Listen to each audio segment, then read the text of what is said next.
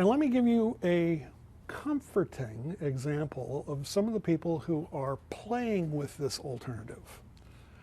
And I'm going to pick General Electric. Why? They've been around for over 100 years. People recognize the name. And oh, by the way, what's interesting is they're doing this both on the B2B side as well as the B2C side. And I'm going to focus on just the B2B examples here, but there are tons more in their consumer area. And here's what Katrina Craigwell, who's the General Electric Director of Global Content and Programming, who gave a presentation I got to sit in last fall. It was presented by the Interactive Advertising Bureau, the IAB. And the title of her presentation was How GE Leveraged Video and Elevates Science and Creativity. Yeah, okay, fine. Maybe her title needs a little work, but the point is, even General Electric is doing this. And here was the key insights that she shared with the audience. We harness the power of creators to tell the story of GE through their own voices. Yeah, even a company that was founded by, Thomas Edison in the late 19th century gets it. And I share this example with you because all of you are now thinking, wow, how do I explain this to my management team? They're a little more cautious and yeah, fine. Tell them General Electric does it, okay? This is an option worth thinking about. So here's the kind of things that GE did. Radical stuff. They invited a group called the Slow-Mo Guys. Now, this is Gavin, David Free, and David Grushi, who have a very, very popular channel on YouTube, and they shoot everything in slow motion. And they said, come on in to one of the GE labs. This one happened to be in New York. And we'd like to show you some really super cool liquid physics, and we'd like you to sort of shoot that at 2,500 frames per second because we know you can make what we do look cool. And they did. And the video of the Slow-Mo Guys visiting the GE lab, a lab tour? I mean, really? Got over 12.7 million views, and more importantly, 138,000 engagements. That's not corporate propaganda. That's not boring. That's the power of working with and collaborating with people who know what they're doing. And oh, by the way, they wore lab coats in the video. So they even sort of fit in with the General Electric geeky kind of spirit. Yeah, you can do this kind of stuff too. What did it take? It took an invitation. Would you like to do your next video in our lab? You could do that. Now, another thing that they tried, and I will say tried because it didn't turn out to be as successful an experiment, is they decided we're going to go find a GE creator in residence. And they searched and they searched and they found Sally LePage, who was a student at the University of Oxford in the UK. And she was an up-and-coming video influencer. She was what we like to call a micro-influencer. She didn't have a big following yet.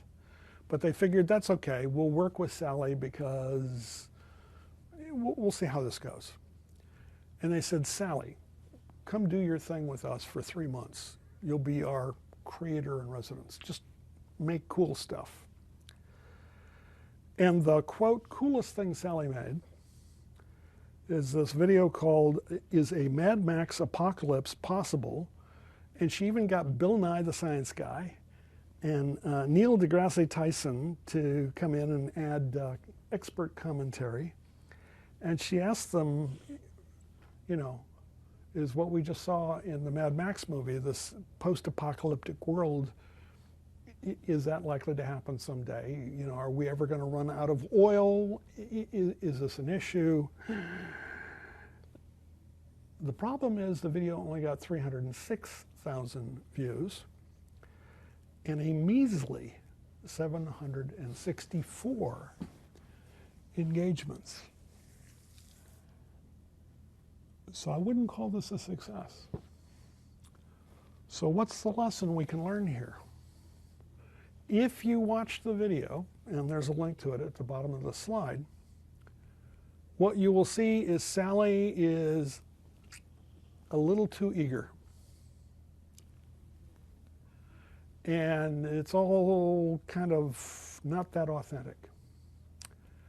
And this is one of those situations where be careful what you ask for. All right? If the audience feels you're putting it on, they don't respond either. So the slow-mo guys worked, Sally didn't. There are lessons to learn from watching these two videos. Which then brings us to a new trend that basically has come out of left field in the last year or so.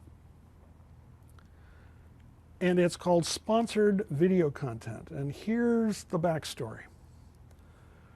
Way too many of these creator influencer types that I talked about are starving. They're waiting to be discovered. They haven't been discovered yet. They're having a hard time making ends meet. So invariably, more and more of them, when you reach out to them and say, would you like to collaborate on a project, are saying, I'd be happy to, but you're going to have to cover my costs. You may need to pay for my time. Heaven forbid,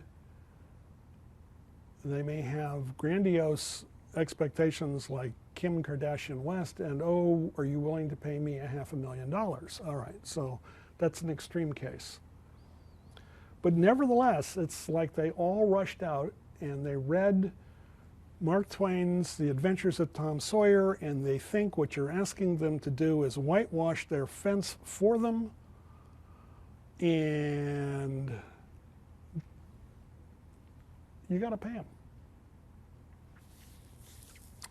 So that means you've got to evaluate them in a different way. Is this going to work? Particularly if I sponsor them, the Federal Trade Commission, the FTC, is going to require that I put either hashtag ad or hashtag sponsored on that video. Is that going to turn people off? That's a good question. Here's what people are finding. GE is now sponsoring 150 different social videos. It's working with 21 different partners to create these 150 videos. These videos are running on Facebook and YouTube. And here's what they've seen so far. They're getting about 52.8 million views and over 679,000 engagements. And more importantly, they're learning what works, what doesn't. Which partner is worth working with again? Which ones aren't? Now that's where we are. That's the state of the art today. It's still trial and error, but guess what? The numbers don't lie.